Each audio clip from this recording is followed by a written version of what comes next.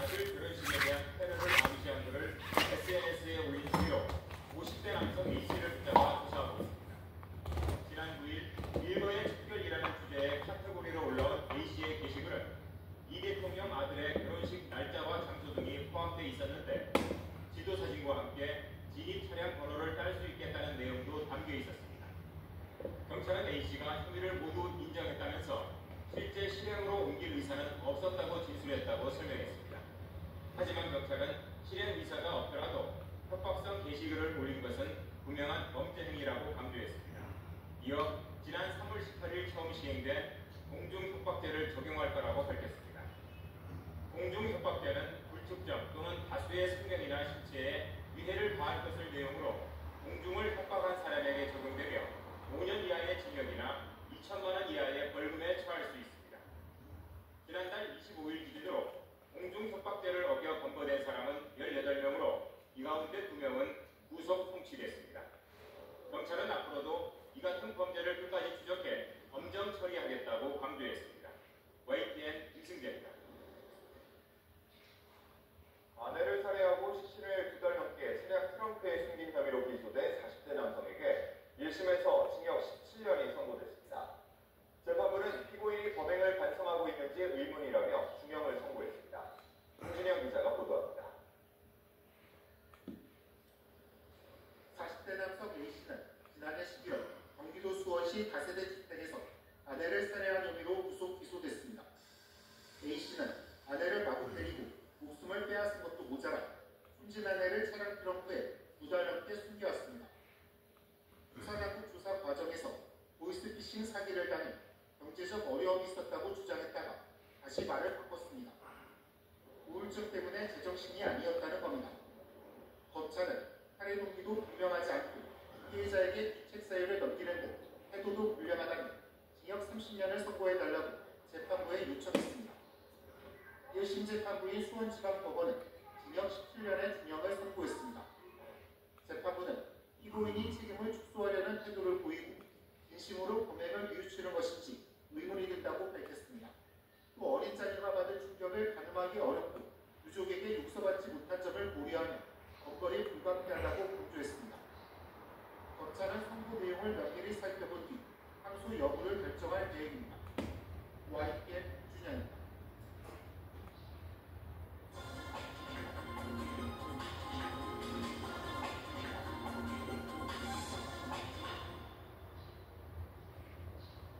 오늘의 글로벌 톡입니다. 최근 유럽에서 청소년의 흉기 사용 사건이 분발하면서 각국이 대응책을 고심하고 있습니다. 에마뉘엘 마크롱 프랑스 대통령은 SNS가 폭력성에 영향을 미치고 있다며 15살 미만의 SNS 사용을 금지하겠다고 밝혔습니다. 런던에서 조수연 특파원이 전해드립니다. 지난 10일 프랑스 동부의 한 중학교 앞에서 14살 학생이 교육 보조원을 흉기로 찔러 살해해 충격을 안겼습니다. 같은 날 오스트리아의 한 고등학교에서는 21살 남성의 총기 난사로 10명이 사망했습니다. 최근 유럽 곳곳에서 10대와 20대의 흉기 사건이 잇따르자 에마뉘엘 마크롱 프랑스 대통령은 그 원인을 SNS에서 찾았습니다. 마크롱 대통령은 SNS가 어린이와 청소년의 폭력성에 영향을 미치면서 흉기 사용이 유행처럼 번지고 있다고 지적했습니다. 그러면서 유럽연합, EU 차원에서 움직이지 않으면 프랑스가 먼저 15살 미만의 SNS 사용을 금지할 계획이라고 밝혔습니다. Je vous dis que c'est simple, je nous donne quelques mois pour arriver à faire la mobilisation européenne. Sinon, je négocie avec l'Europe pour que nous, on commence à le faire en France. 또 청소년이 인터넷에서 흉기를 구매할 수 없도록 정부가 즉시 조치할 것이라고 말했습니다. 스페인과 이탈리아, 그리스, 슬로베니아에서도 미성년자의 SNS 사용 관련 규제를 강화해야 한다는 목소리가 잇따르고 있습니다. EU 집행위원회는 회원국과 부모들이 제기하는 우려를 심각하게 받아들인다면서도 전면적인 SNS 금지 조치에는 회의적인 입장을 보였습니다. It's not what we're heading to. Why? Because this is the prerogative of our member states. EU는 미성년 보호를 명시한 디지털 서비스법에 근거해 온라인 플랫폼들이 지켜야 하는 지침을 마련 중이라고 설명했습니다.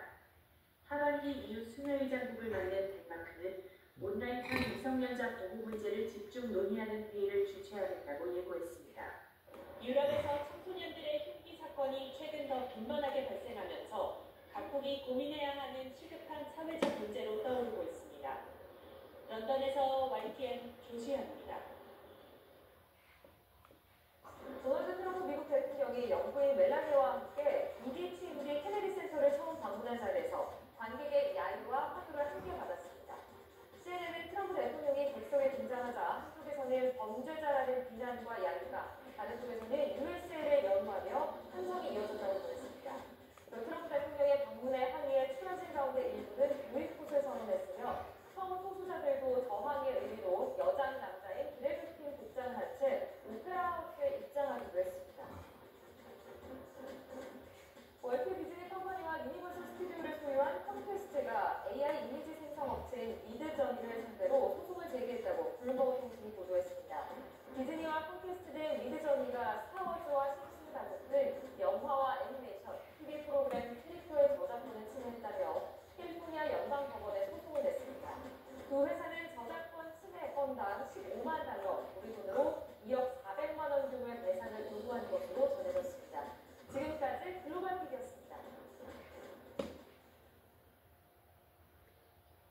올해는 청계천이 복원된 지 20년이 되는 해입니다. 청계천은 하천 복원을 넘어 주변 지역의 모습을 크게 바꿨는데요. 서울시는 이렇게 수변 공간을 중심으로 지역 주민의 삶을 바꾸는 새로운 미래를 모색하고 있습니다. 김연아 기자가 보도합니다.